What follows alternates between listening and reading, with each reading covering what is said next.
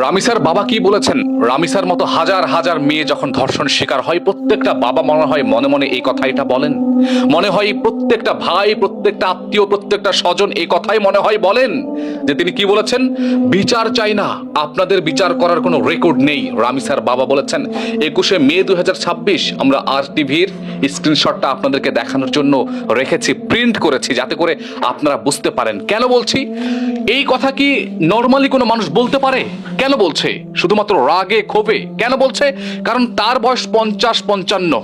তিনি বলছেন যে আমার দেখা কোনো অভিজ্ঞতা নাই ধর্ষকের কোনো বিচার হয়েছে, আমার দেখা কোনো অভিজ্ঞতা নাই যে ধর্ষকের ফাঁসি বা মৃত্যুদণ্ড হয়েছে।